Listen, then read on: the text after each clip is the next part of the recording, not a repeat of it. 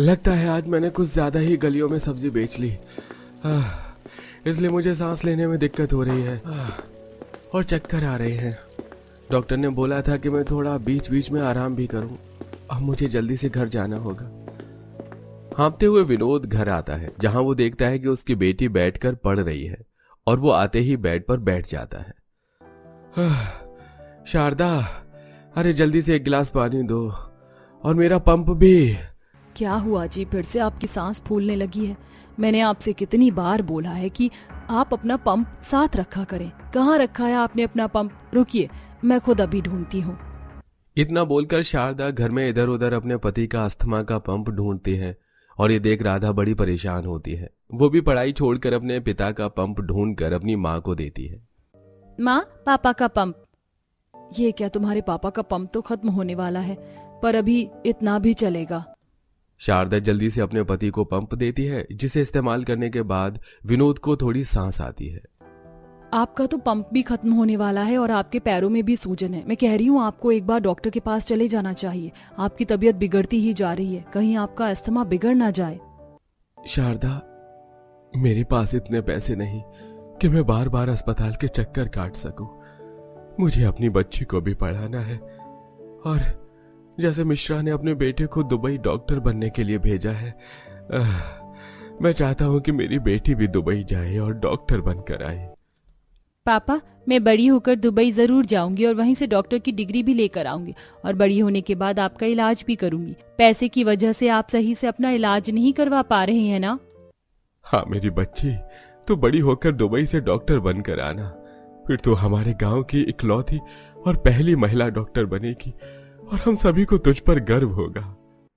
राधा पढ़ने में काफी होशियार थी, इसलिए विनोद चाहता था कि मिश्रा के बेटे की तरह उसकी बेटी भी दुबई से डॉक्टर की डिग्री ले। इसलिए वो अपना इलाज सही से न करवाकर अपनी बेटी के पढ़ाई पर पैसा लगाता है।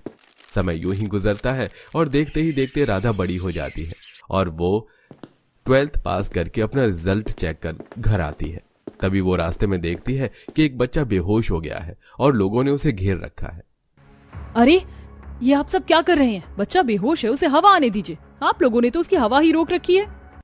इतना बोलकर राधा सभी को साइड करती है और उस बच्चे को सीपीआर देती है और बच्चा होश में आता है। ये देख गांव वाले तालियां बजाने लगते हैं और गांव में भीड़ देख शारदा और विनोद सब्जी छोड़ उस भीड़ के पास आते हैं, जहां वो देखते हैं कि गांव वाले उसकी बेटी की तारीफ कर रहे हैं। शारदा, तुम्हारी बेटी न सिर्फ पढ़ने में होशियार है, बल्कि इसके अंदर तो सच में डॉक्टर वाली काबिलियत भी है। अरे भगवान करे हमारी राधा बहुत जल्द डॉक्टर बने, ताकि हम गरीबों का सस्ते में इलाज कर सके। काका, आपका और मेरे पापा का सपना मैं जरूर पूरा करूंगी। पापा, ये देखो मेरा रिजल्ट। मैं सिर्फ अपने क्लास या स्कूल में नहीं, बल्कि पूरे गांव में फर्स्ट आई हूँ, पूरे 99.5% के साथ। ये देख विनोद का सीना गर्व से चौड़ा हो जाता है। अब इसी तरह कुछ दिन बीत जाते हैं और राधा दुबई जाने के लिए काफी सारे फॉर्म भरती है और कुछ एग्जाम्स की तैयारी करने लगती है। इसी बीच उसकी नजर उसके पास बैठे उसके पिता के पैरों पर पड़ती है। पापा, आपके पैरों की सूजन तो बढ़ती ही जा रही है। अरे बेटा, तू मेरे पैर की सूजन क्यों देखती है? तू अपनी पढ़ाई पर ध्यान दे। तुझे दुबई जाना है और मुझे सब्जी बेचनी है। विनोद, इसकी चिंता तो मत करो, हमारी राधा दुबई जाएगी। दुबई में मेरे भाई का लड़का भी रहता है, वो भी डॉक्टर की पढ़ाई कर रहा है। एक बार बस हमारी बिटिया को दुबई जाने के लिए पासपोर्ट मिल जाए तो उसके बाद राधा को डीएचए की परीक्षा देनी होगी दुबई में, और परीक्षा बहुत अच्छी हुई तो इसे स्कॉलरशिप भी मिलेगी, और अगर नहीं भी मिली तो मैं सब खर्चा उठाऊंगा। पर हमारी बिटिया दुबई से डॉक्टर की डिग्री लेकर इंडिया जरूर आएगी, और इसकी जिम्मेदारी मेरे ऊपर छोड़ दो, क्योंकि मैं भी चाहता हूं भाई कि हमारे गांव की पहली महिला डॉक्टर जल्द से जल्द बने, और इन सब का सारा खर्च मैं उठाऊंगा। क्योंकि राधा गांव की एक लौती और पहली ऐसी लड़की थी जो डॉक्टर बनना चाहती थी, वो भी दुबई जाकर। इसलिए न सिर्फ उसके माता पिता बल्कि सरपंच भी इसमें उसका पूरा साथ देता है। समय यूं ही गुजरता है और बहुत जल्द राधा को पासपोर्ट मिल जाता है और वो दुबई की मेडिकल यूनिवर्सिटी में जाने के लिए सारे ऑनलाइन एग्जाम क्लियर कर लेती है और दुबई जाने के लिए तैयार हो जाती है। ये लो बेटा, तुम्हारा वीजा, पासपोर्ट और बोर्डिंग कार्ड।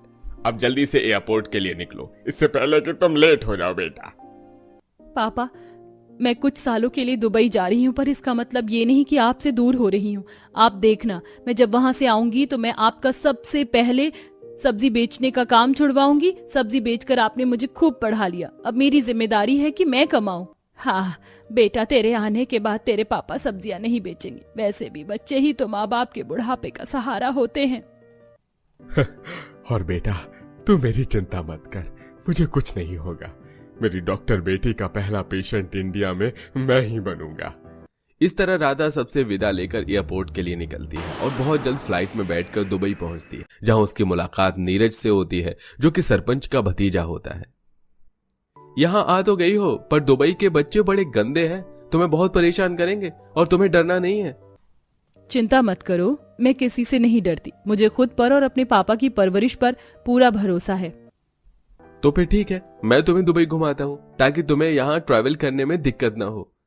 इस तरह नीरज राधा को दुबई के हॉस्टल, रेस्टोरेंट, हॉस्पिटल जैसी जगह घुमाता है और कैसे बस से ट्रैवल किया जाता है इसके बारे में बताता है। साथ ही वो उसको बुर्ज खलीफा भी दिखाता है ताकि उसे अच्छा लगे। और अगले दिन दुबई के मेडिकल कॉलेज में जाती है, जहां आज उसकी पहली क्लास थी। पर जब वो क्लास में जाती है तो पहले ही दिन कॉलेज के बच्चे उसे परेशान करते हैं। ये लो, देखो आ गई अदर कंट्री की एक और लड़की, पैसे के दम पर हमारे दुबई में डॉक्टर की डिग्री लेने। Oh really? जब एग्जाम होंगे तब मैं तुम्हें ये चीज क्लियर कर दूंगी कि मैं पैसों के दम पर नहीं, अपने दम पर आई हूँ। इसकी अकड़ तो देखो, अगले महीने जब टेस्ट होगा तो इसकी सारी अकड़ भी निकल जाएगी। प्रोफेसर एक सवाल करेंगे और इसकी बोलती बंद। कॉलेज के बच्चे राधा का काफी मजाक बनाते हैं। ये देख राधा को अपने पिता की याद आती है।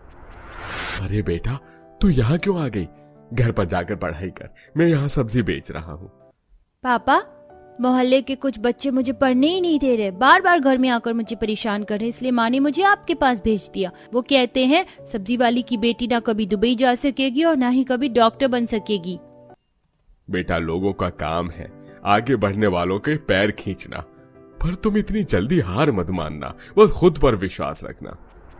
राधा अपने पिता को याद करके दुबई में अकेली पढ़ाई करने लगती है। इसी तरह एक महीना बीत जाता है और एक दिन प्रोफेसर क्लास में कुछ सवाल करते हैं और राधा सबसे पहले खड़ी होकर उन सभी सवालों का जवाब देती है। ये देख वहां बैठे सभी बच्चों की बोलती बंद हो जाती है और क्लास खत्म होने के बाद जो बच्चे उसका मजाक बना रहे थे वो उससे दोस्ती करते हैं। अरे तुम तो सच में बहुत तेज हो, माफ करना, मुझे लगा तुम भी पैसों के दम पर आई हो। इस तरह अब क्लास के सभी बच्चे राधा के काफी अच्छे दोस्त बन जाते हैं। जहां राधा दुबई में अपनी पढ़ाई पर ध्यान दे रही थी, तो वहीं गांव में अब भी विनोद अपनी परवाह न करके सब्जी बेच रहा होता है। बहन, आलू 50 रुपए के 2 किलो है और टमाटर 20 रुपए के किलो। भैया, आपकी तबीयत ठीक नहीं लग रही, आप इतनी लंबी लंबी सांस ले रहे हैं, सब ठीक तो है? हाँ, वो बोलते बोलते विनोद की सांस और ज्यादा फूलने लगती है और वो वहीं बेहोश हो जाता है और गांव वाले उसे अस्पताल ले जाते हैं। इसी तरह कुछ सालों बाद राधा अपने गांव आती है, जहां सरपंच और शारदा एयरपोर्ट पर राधा का इंतजार कर रहे होते हैं। राधा ने डॉक्टर का कोट पहना था, जिसे देख उसकी माँ की आंखों में आंसू आ गए थे। माँ, काका, देखिए मैं डॉक्टर बन चुकी हूँ और मुझे डॉक्टर की डिग्री भी मिल चुकी है, पर पापा कहाँ हैं? वो मुझे लेने नहीं आए। अरे बेटा, तुम तो जानती हो अपने पापा को। वो तो है, पर अब मैं आ गई हूँ, अब मैं पापा को सब्जी नहीं बेचने दूंगी। आखिर मैंने अपने पापा का सपना सच कर दिखाया। एक सब्जी बेचने वाले की बेटी दुबई से डॉक्टर बनकर आई है। राधा अपनी माँ और सरपंच के साथ घर जाती है और घर पर भी अपने पिता को न देखकर वो काफी परेशान होती है। माँ, पापा कहाँ हैं? मैंने आपसे कहा था ना कि मैं गाँव आते ही सबसे पहले अपने पापा का इलाज करूंगी। देखिए, मैं पापा के लिए अस्थमा का पंप भी लेकर आई हूँ और पापा को थायराइड है ना, उसकी दवाइयाँ भी। अरे बेटा, तू आ गई, डॉक्टर बनकर आ गई है तो पहले मुझे देख ले। कुछ दिनों से शरीर में बहुत थकावट है, हाथ पैर में भी काफी दर्द है। आंटी, आप 10 मिनट रुकिए, मेरे पापा सब्जी बेचकर आते ही होंगे, मैं पहले अपने पापा का चेकअप करूंगी। शारदा, तूने राधा बेटी को अब तक बताया नहीं कि 2 साल पहले इसके पिता गुजर गए सब्जी बेचते हुए? ये खबर सुन मानो जैसे राधा के पैरों तले जमीन ही खिसक जाती है और वो बाहर जाकर अपने पिता का ठेला देखती है और उसे पता चलता है कि अब उसकी माँ अपना गुजारा करने के लिए सब्जी बेचने का काम कर रही है। माँ, आपने मुझे सच क्यों नहीं बताया? तेरे पापा नहीं चाहते थे कि तेरे डॉक्टर बनने से पहले उनकी हालत के बारे में तुझे पता चले। अगर तुझे पता चल जाता कि तेरे पापा इस दुनिया में नहीं रहते तो अपनी पढ़ाई छोड़कर इंडिया आ जाती है। मैं अपने पापा को तो नहीं बचा सकी। मैंने सोचा था दुबई से डॉक्टर की डिग्री लेकर आऊंगी तो सबसे पहले अपने पापा का इलाज करूंगी, पर अब मैंने ठान लिया है मैं अपने जैसे गरीब परिवार का इलाज कम पैसों में करूंगी, ताकि जैसा मेरे साथ हुआ वैसा किसी और बच्चे के साथ ना हो। इस तरह अब राधा अपने घर में ही छोटा सा क्लिनिक खोल लेती है और अपने जैसे बेसहारा गरीब, बूढ़े, बुजुर्ग और गरीब लोगों का मुफ्त में इलाज करती है। सुबह के 7 बजे थे और नई बहू पूरे घर की सफाई कर रसोई में पहली रसोई का खाना तैयार कर सलाद काट रही होती है। बाप रे, बहुत गर्मी है, लेकिन मैंने फिर भी सारा खाना जल्दी तैयार कर लिया। बस अब सलाद काट कर डाइनिंग टेबल पर सारा खाना ले जाना है। बहू के हाथ के बने खाने की खुशबू से सास, जेठानी, ननंद रसोई में खींचे चले आते हैं। वाह भाभी, खाने की तो बहुत अच्छी खुशबू आ रही है। क्या क्या बनाया है? वो मैंने जीरा राइस, आलू की सब्जी, छोले चावल, चाप, पूरी, नान, दाल मखनी और मीठे में खीर बनाई है। बस इतना ही? बहू, ये तूने 2 जनों का खाना भी पूरा नहीं बनाया। इससे तो कुछ नहीं होगा। ये खाना हमारे गले में ही चिपक जाएगा तो पेट में क्या जाएगा। अरे कम से कम 5 किलो चावल, 100-200 पूरी भगोना भर के 2-3 तरीके की सब्जी बनानी थी ना। सलाद, फल, रायता, इतना खाना होना चाहिए था। चल जल्दी से सारा खाना तैयार कर ले दोबारा से। हमारी रसोई में किसी चीज की कमी थोड़ी है। वही तो, ये बहुत कम खाना है। माँ जी जिठानी जी, आप दोनों मेरे साथ मजाक कर रही है ना? अरे देखिए तो, घर में 7-8 जने हैं। मैंने फिर भी 4 लोगों का एक्स्ट्रा खाना बनाया है और आप 2 जनों का बता रही हैं। घर पर मेहमान आ रहे हैं क्या? तेरा दिमाग खराब है बहू। ये 7-8 जनों का खाना नहीं है, 2 जनों का ही है और घर पर कोई मेहमान नहीं आ रहे। जो हिसाब मैंने तुझे अभी बताया है ना, उसी हिसाब से सारा खाना तैयार कर दे फटाफट। तेरे पास सिर्फ 1-1.5 घंटा है। माँ जी, क्या 1 हफ्ते का राशन का खाना बता रही हैं जिठानी जी?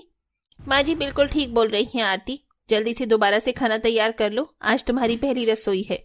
खाना नहीं बनाओगी तो यहाँ सब भूखे रह जाएंगे। मन ही मन आरती ताज्जुब होती है।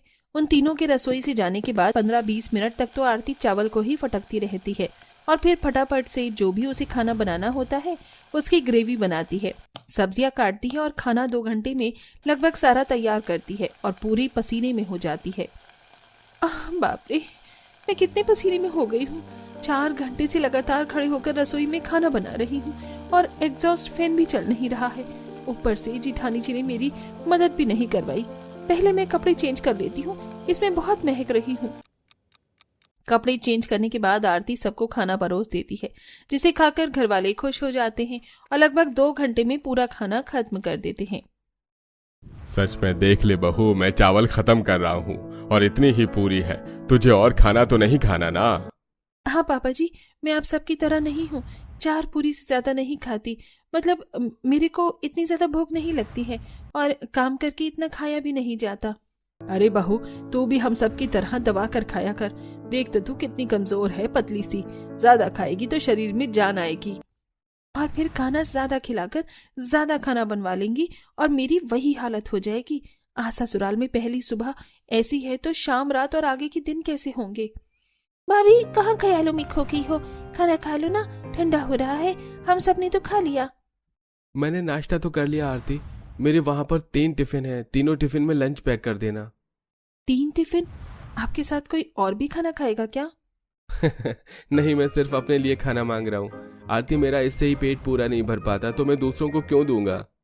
ये सुनकर आरती का दिमाग घूम जाता है और वो अपने पति के लिए 3 टिफिन पैक करके उसे दे देती है और सबके जाने के बाद थोड़ा खाना खाकर ढेर सारी बर्तन साफ करती है। जहां उसके हाथ तो दुख जाते हैं, ऊपर से पसीने में परेशान होती है। कोई मेरी मदद करवाने भी नहीं आ रहा। सब खा खोकर निकल गए हैं। कुछ देर बाद वो अपने कमरे में आराम करती है। तब जेठानी आती है। आरती, नींद पूरी कर ली हो तो शाम के खाने की तैयारी कर लो और जितना खाना सुबह बनाया था ना, उतना ही तुम्हें इस टाइम भी बनाना है। साथ में फल, सलाद अलग काट लेना। मीठा भी कुछ बना देना। 5 किलो पनीर रखा है, उसका शाही पनीर बना देना। दीदी, ससुराल वाले इतना सारा खाना क्यों खाते हैं? मैं इतना सारा खाना अकेले कैसे बनाऊंगी? आप भी मेरी मदद करवा दीजिए। बिल्कुल नहीं, मैं इस घर में काफी लंबे समय से इतना ज्यादा खाना अकेले बनाती आई हूँ। अभी मैं तुम्हारी मदद करके खुद को परेशान नहीं कर सकती। अब तुम्हारी बारी। ये कहकर अर्पिता वहां से चली जाती है। बेचारी आरती खुद ही ढेर सारा खाना बनाकर ससुराल वालों को परोसती है। जेठानी तो इतना खाना नहीं खाती थी, लेकिन बाकी लोग गले तक भर कर खाना खाते थे।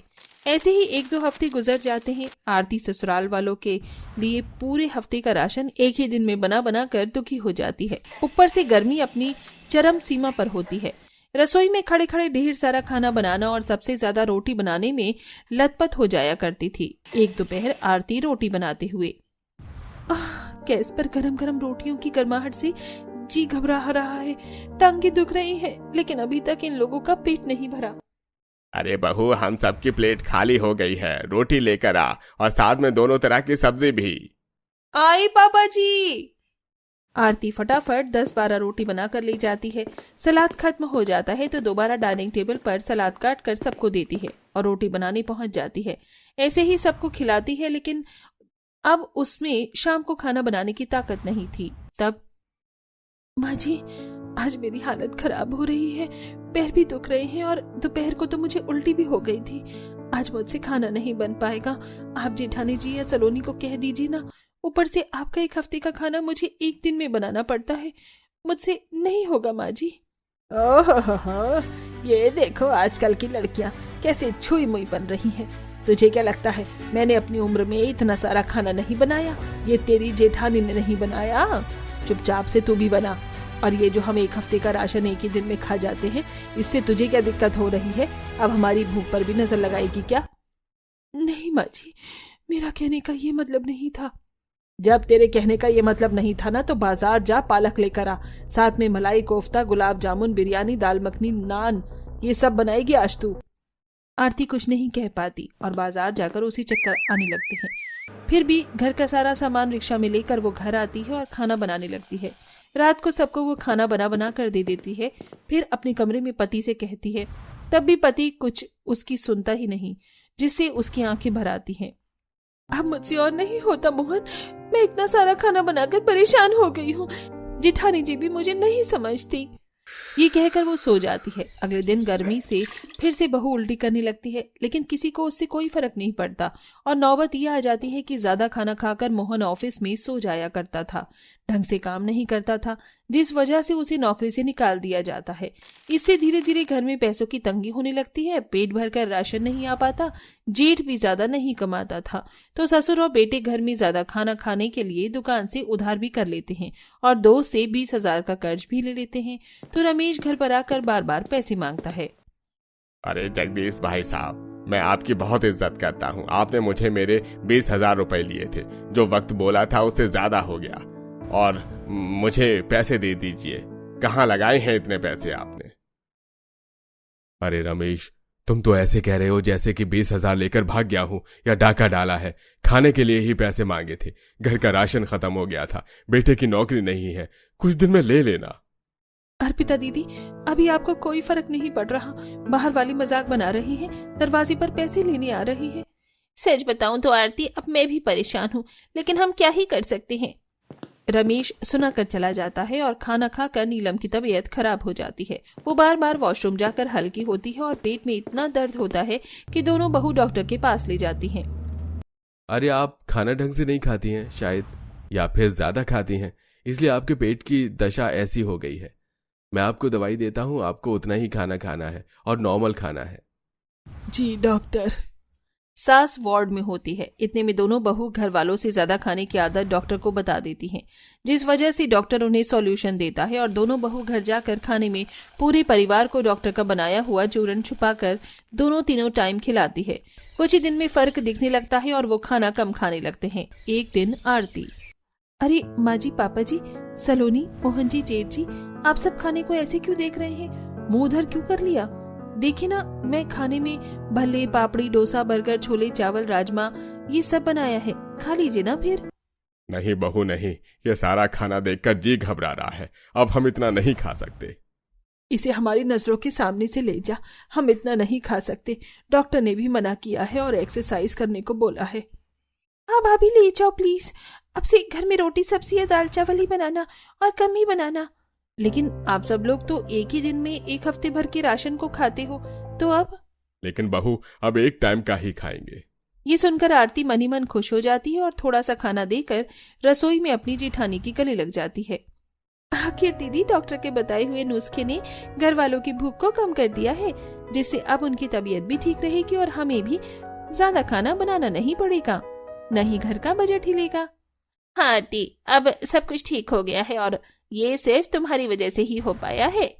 इस तरह दोनों बहू को गर्मी में एक दिन में 1 हफ्ते का राशन बनाने से निजात मिल जाती है और वो खुशी खुशी रहने लगती हैं।